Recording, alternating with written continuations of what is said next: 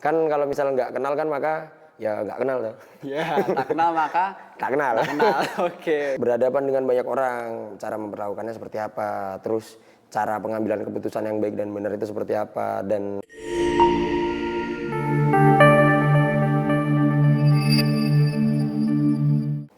Assalamualaikum warahmatullahi wabarakatuh. Shalom, Om Swastiastu, Namo Buddhaya, salam kebajikan bagi kita semua.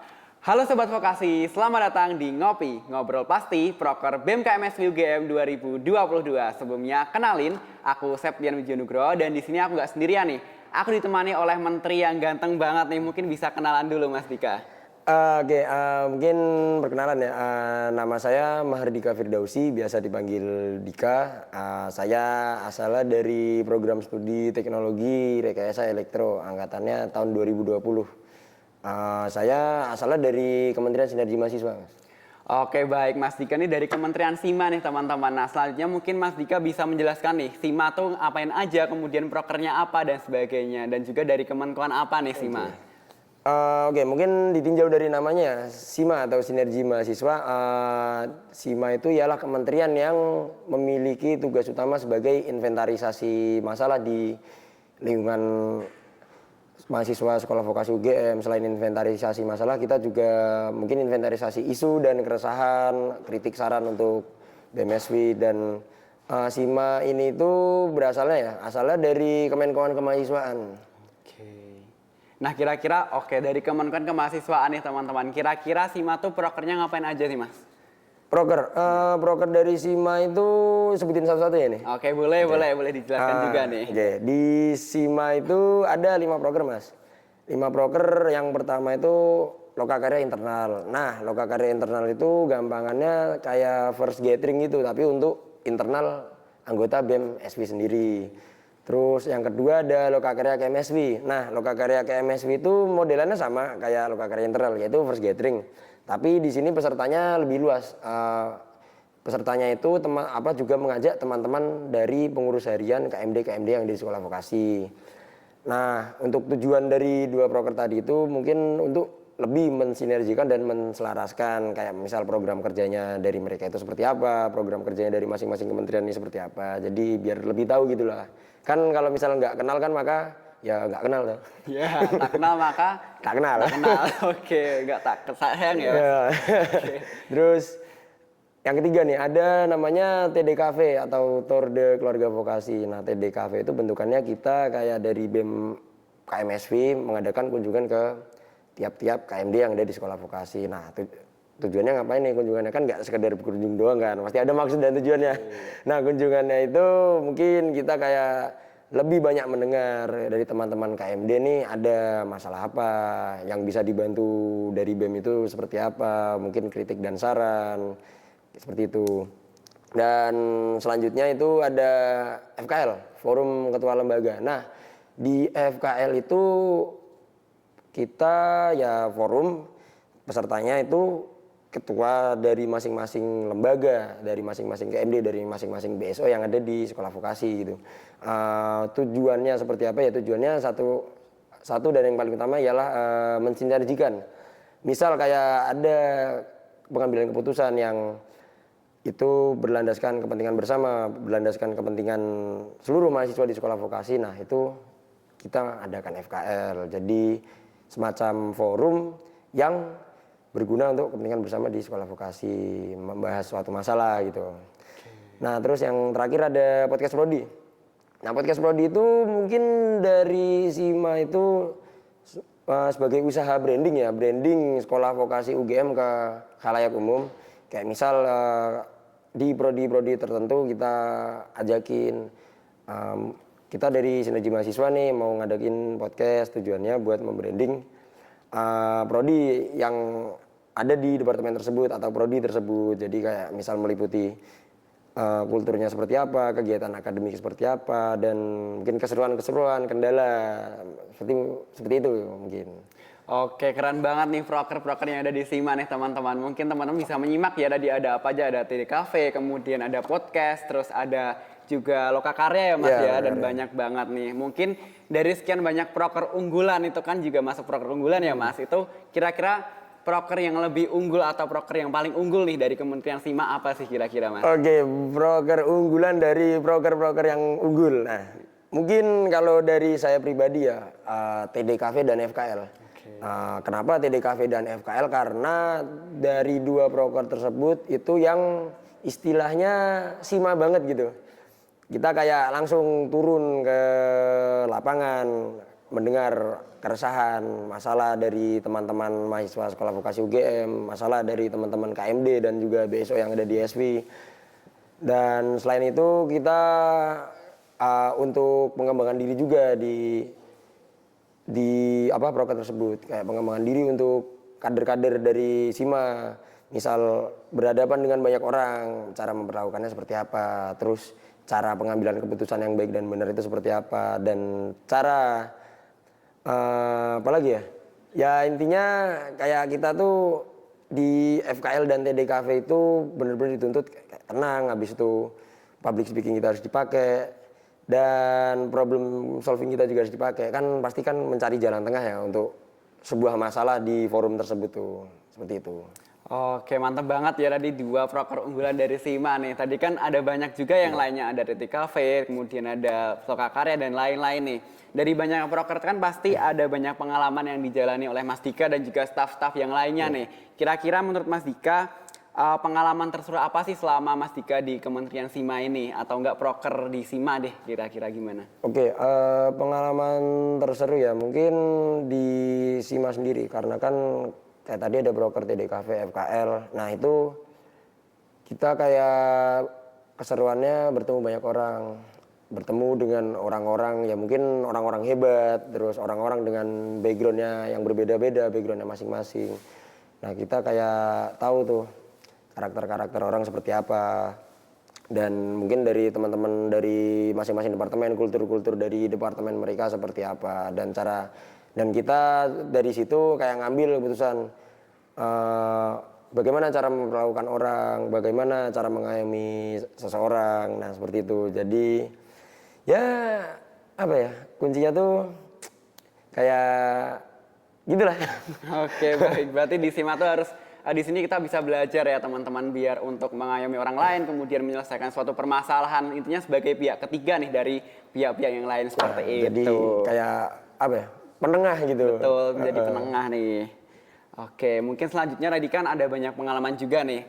Nah mungkin bisa sebutin nih dari Mas Dika sendiri tantangan apa aja sih yang dihadapi Kementerian SIMA nih selama menjalankan prokernya gitu. Oke, tantangan ya, karena SIMA kan anggotanya ada 8 termasuk saya. Dan dari 8 itu pasti punya kesibukan masing-masing dan termasuk saya juga. Nah mungkin tantangannya yang pertama di SIMA itu seperti tadi, tangan pertama dalam meraih atau menerima masalah. Jadi kan harus standby terus kan, 24/7 ya. Oke, 24/7. Harus standby terus. Jadi kayak kita tuh mungkin masalah yang paling dasar kayak pembagian waktu dengan akademik, mungkin dari teman-teman staf-staf SIMA ada yang ikut event-event lain gitu, pembagian waktu. Terus yang pertama itu.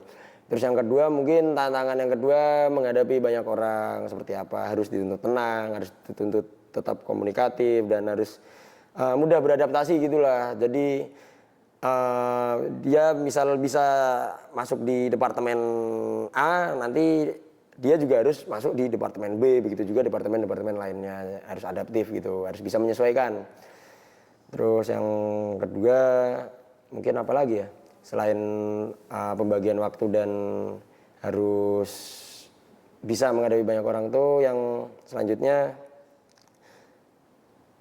harus benar-benar bisa memecahkan masalah gitu lah. Jadi ya harus tenang lah, harus jangan mudah terganggu dengan suara-suara berisik yang lain gitu. Berarti harus fokus ya Mas? Ya harus fokus gitu. Oke, berarti sangat kompleks banget nih di Kementerian SIMA nih. Oke, langsung aja mungkin Mas Dika udah denger nih kabar-kabar mengenai sinergi. Ya. Oke, jadi kira-kira Mas Dika tahu nggak apa itu sinergi nih? Sinergi bukan sinergi mahasiswa ya nih? Bukan. Oh, bukan. Sinergi yang lain nih. Oh, sinergi yang lain. Oh, sinergi itu mungkin saya tebak ya. Sinergi itu bukan semacam sih. Itu event tahunan dari PSD mungkin. Oke, mungkin sedikit benar ya Mas ya, kurang tepat ya. Mungkin bisa aku luruskan ya, bahwa sinergi itu merupakan sebuah sistem kaderisasi nih teman-teman, yaitu sebuah open recruitment yang diadakan oleh BMKMSW UGM. Nah, jadi mungkin teman-teman bisa stay tune dan juga menunggu di IG BM dan juga untuk info selanjutnya nih. Oke, mungkin selanjutnya kan kita udah bicara soal kaderisasi nih Mas. Nah, mungkin pastikan SIMA perlu yang namanya regenerasi, benar nggak? Oke, nah masalah regenerasi kira-kira dari SIMA atau dari Mas Dika sendiri mau kader yang seperti apa nih?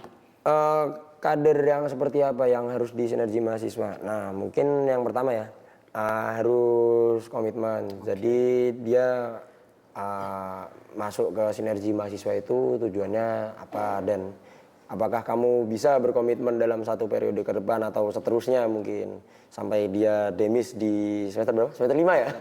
Semester 5. Nah, terus yang kedua loyal, harus benar-benar loyal.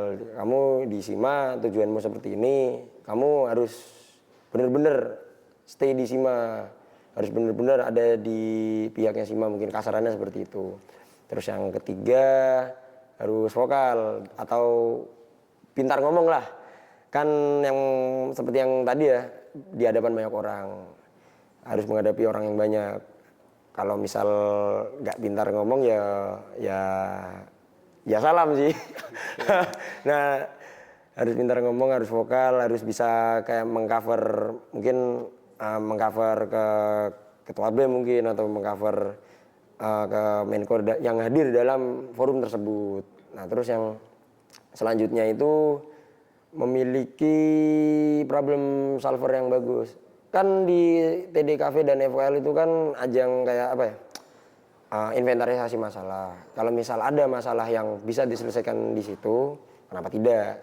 Jadi harus jago mencari jalan tengah dalam satu masalah. Nah, terus yang selanjutnya itu tadi apa? Komitmen, loyal, public speaking, sama problem solver. Oh ya, yang ini yang paling penting nih, tenang, harus tenang. Menghadapi banyak orang kan, otomatis tekanan kan banyak kan. Nah, gimana kalau misal nggak tenang, bagaimana mungkin untuk berpikir ya? Ya berpikir, menyelesaikan masalah, terus bisa jago bicara. Nah, kalau misal udah kena mental ya kacau kan. Nah, jadi kader SIMA itu harus tenang gitu, harus memiliki pembawaan yang kuat. Mungkin ya itu aja sih yang utama. Oke, itu yang pasti loyal dan juga pandai berpublic speaking ya Mas ya. Nah, mungkin aku mau tanya dong sama Mas Dika, kira-kira kalau misal aku pengen daftar SIMA nih tapi public speakingku kurang bagus, kemudian problem solverku juga kurang bagus, terus aku tapi punya keinginan untuk belajar nih, kira-kira gimana? Boleh nggak masuk SIMA gitu? Nah, jadi dari beberapa kriteria itu ada kayak beberapa tingkatannya. Berarti masnya kan maksudnya komitmen ya? Iya, komitmen dan loyalitas. Nah, jadi ya nggak masalah sih, kan kita tujuan utama ya, mungkin dari aku pribadi dulu masuk SIMA itu tujuannya ya karena kan jujur nih, saya public speakingnya kurang tenang, terus problem solvernya mungkin juga masih kurang juga. Nah, tujuanku masuk SIMA itu buat memperbaiki hal tersebut dan mungkin untuk sekarang ini mungkin bisa dikatakan sudah mendingan atau bahkan kalau orang-orang menilai ya mungkin bagus sih. Oke, mantap banget ya. Nah, jadi ya kuncinya itu nggak apa-apa. Misal masih ada kurang dalam beberapa hal, yang penting kamu ada keinginan kuat masuk sini, kita belajar bareng-bareng gitu, dibentuk bersama-sama seperti itu. Oke, baik. Jadi buat teman-teman semua yang mungkin merasa public speaking-nya kurang, kemudian problem solver kurang dan sebagainya, mungkin dari yang di kriteria yang disebutkan Mas Dika tadi ya. Nah, mungkin teman-teman jangan khawatir karena di SIMA ini kita belajar bareng, bener nggak Mas? Belajar bareng. Oke, nah mungkin selanjutnya closing statement dari Mas Dika apa dan juga harapan dari Mas Dika nih buat BEM kedepannya terutama di Kementerian SIMA. Oke, mungkin untuk closing statement ya. Aku mau ngutip kata-kata mutiara dari Menteri SIMA zaman Kabinet Langkah Pasti. Itu namanya Mas Anggri.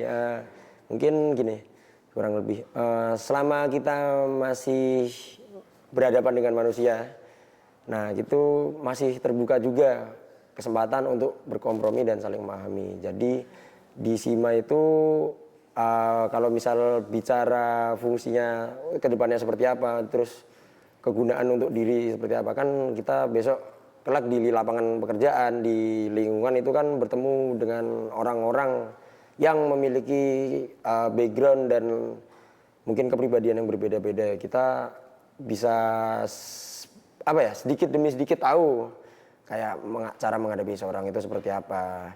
Terus ya mungkin untuk faktor hal utama yang menarik untuk join SIMA itu seperti itu. Kita bisa bagaimana cara menghadapi orang banyak, bagaimana menghadapi orang dengan background yang berbeda-beda dan karakter yang berbeda-beda seperti itu. Terus tadi apa? Kritik dan saran atau Harapan. Oh, harapan. Ya. Harapan untuk BEM KMSP ke depannya itu mungkin semakin dekat ke mahasiswanya ya. Terus semakin jos lagi lah pokoknya. Semakin bagus ya. Semakin paten lah. Oke, baik. Jadi semakin jos ya. Ya, semakin bagus. Oke, baik, semakin bagus ya Mas ya. Oke, baik, mungkin terima kasih buat Mas Dika yang udah menyempatkan waktunya nih untuk podcast di hari ini di Ngopi sesi bersama SIMA kali ini. Nah, mungkin saya ucapkan terima kasih juga buat teman-teman yang udah menonton podcast kali ini dan jangan lupa untuk mendaftar di Kementerian SIMA. Oke, sebelumnya dari saya dan juga Mas Dika, wassalamualaikum warahmatullahi wabarakatuh. Sampai jumpa di Ngopi selanjutnya.